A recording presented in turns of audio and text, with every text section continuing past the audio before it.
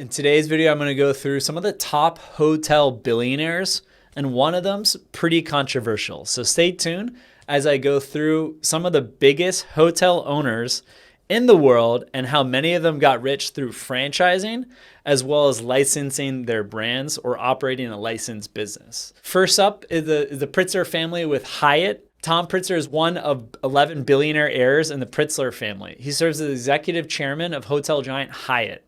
Hyatt, commonly known as Hyatt Hotels and Resorts, is an American hospitality company headquarters in Riverside Plaza area of Chicago, manages luxury and as well as business hotels, resorts, vacation properties. It has more than 1,100 hotels and all-inclusive properties in 69 countries across 6 continents. So the whole family's net worth is super, super big. And again, he's just one of 11 billionaire heirs in the Pritzker family. Next up, another franchise giant in the hotel space, Marriott. So the Marriott family, the extended family's estimated net worth is $10.4 billion.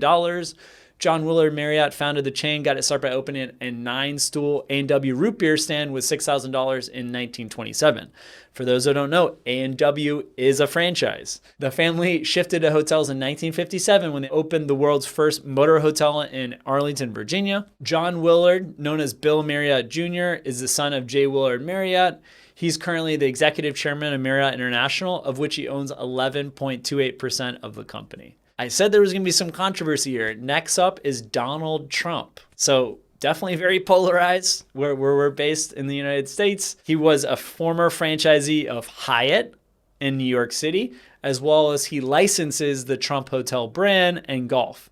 So he's made a lot of money in franchising as well as the license space. Estimated net worth varies. $3 billion by some in terms of the Trump family net worth, largely derived through inheritance and reinvested in the franchising and license space, particularly with hotels. He has his business in multiple businesses. Starting in 1968, he was employed by his father Fred's real estate company, Trump Management. It owned middle-class rental housing in New York City's outer boroughs, so think Queens.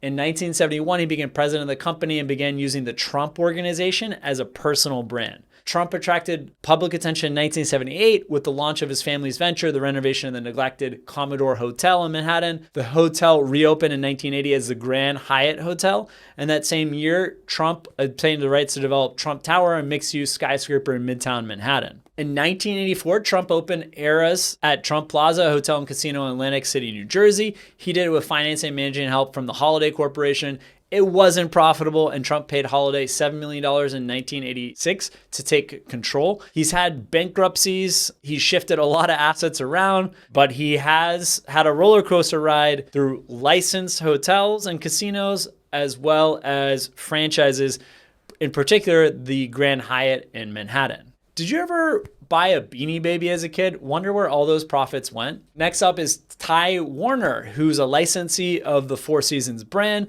Ty Warner is a billionaire toy manufacturer, businessman, and former actor. He's the CEO, sole owner, and founder of Ty Incorporated, and manufactures and distributes stuffed toys, including Beanie Babies and other lines. He's also the owner of the Four Seasons in New York. He bought it with profits earned from his booming business of the Beanie Babies in the late 1990s. Warner maintains a low public profile and rarely grants media interviews or releases personal or company information. His hotel is the second tallest hotel in New York City and the fourth tallest hotel in the U.S. In 2006, the Four Seasons in New York opened the Michelin star restaurant Atelier du Joël Robuchon.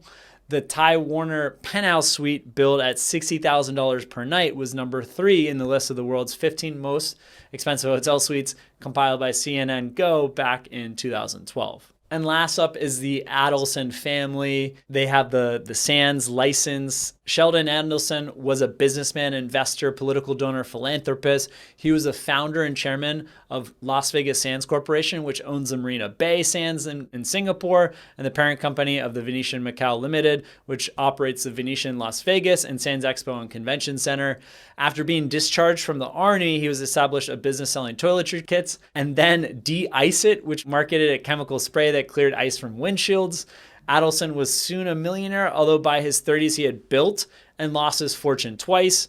He ascended into the ranks of billionaires largely through his savvy investments and operations in the hospitality and gaming space in Vegas, but hit it big in Asia, principally in Macau. So there you have it, the top hotel billionaires. These families made it big, franchising, licensing.